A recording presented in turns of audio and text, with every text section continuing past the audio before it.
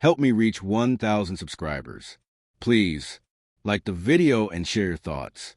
In the comments, your feedback helps. Make the content better. The needle slipped from my neck with a wet pop, and suddenly the world tilted sideways. I was half awake, tangled in sheets scented with her lavender detergent and my own sour sweat, when Claire's shadow froze above me. Moonlight sliced through the blinds, catching the syringe like a shard of ice in her hand.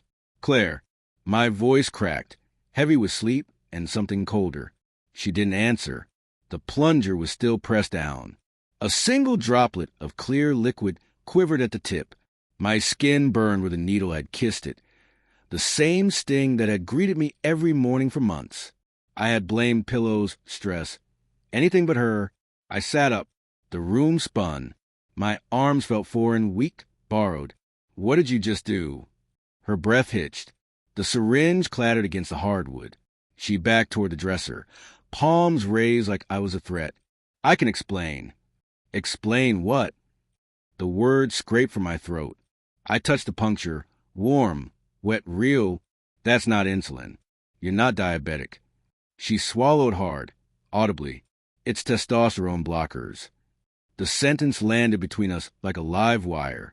I stared at my wife of 11 years, the woman who still laughed at my terrible jokes, who kept my favorite cereal on the shelf even when stale, and felt the floor vanish beneath the life we'd built. I lurched to the bathroom, slammed the door, and confronted the stranger in a mirror. My beard, once thick enough to hide nicks, had thinned to patchy fluff. My chest softened, collarbones protruding sharply. The man who had deadlifted 315 pounds now stared back hollow-eyed, a body that no longer obeyed. Behind me, the door creaked. Claire's reflection appeared, pale as milk. I was trying to save us. Save us. I laughed, a sound like breaking glass. "Save us," she repeated. "I thought if I eased you into it, if your body changed slowly, you'd choose the softness on your own, that you'd want what I needed you to want." The room smelled of rubbing alcohol and betrayal. I gripped the sink until my knuckles went white. "You decided my body wasn't yours to keep." She stepped closer. "You stopped touching me, Daniel, after the miscarriage." "Don't." The word cracked like a whip. "Don't put this on the baby we lost." "It's true," she whispered. "You shut down. I begged you to talk, to cry, to do anything but disappear into the garage with your tools. You became this fortress. I thought if I could make you feel what I felt, vulnerable, open, you'd come back. So I turned you into a science project." My voice shook. "How long?" "For months. Months of waking groggy, of sex drives that flatlined, of crying in the shower because I couldn't name why I felt half alive. Months of me kissing your forehead, asking if you were okay, while my lies slithered under bed like spilled mercury. I stormed past her, yanked open the nightstand, and found a lockbox I had never seen. The key hung on her keyring, the tiny enameled daisy she had painted the summer we got engaged. I snapped it open. Vials lined up like soldiers, cyproterone acetate, spironolactone, estrogen patches, still in blister packs. A notebook, too, my name on the cover in her perfect cursive. I flipped it open. Dates, doses, observations. March 12th, 50 milligrams Cypro. Slept through alarm. Good. April 3rd, added 100 milligrams Spiro. Mood swings.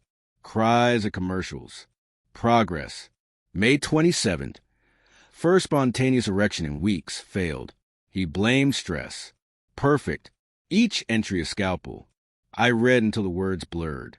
When I looked up, Claire was in the doorway, arms wrapped around herself as if she might shatter.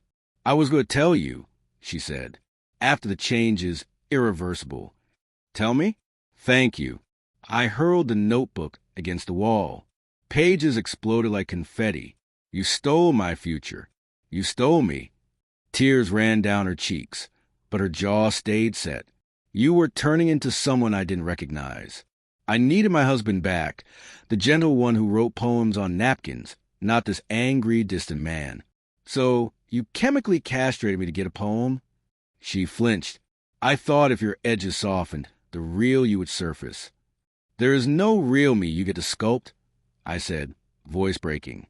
You don't get to play God because grief made you lonely. Silence fell, thick and heavy. Outside, a dog barked once, then stopped. I sank onto the bed, the mattress groaning underweight that felt suddenly fragile. I loved you at your sharpest, she said softly. I just couldn't find the door anymore. I looked at the woman who had danced with me in the kitchen, the songs we didn't know the words to, who held my hand through 2 funerals and 1 stillbirth, and something inside me hardened. You should have knocked, I said. Instead, you picked the lock and rewired the house while I slept. Her hand hovered, then fell. What happens now? I stared at the scattered pages, at the vials glinting like ammunition. I call a doctor. I find out how much of me is left to reclaim. And us. I met her hazel eyes, once home, now worn by a stranger's mask.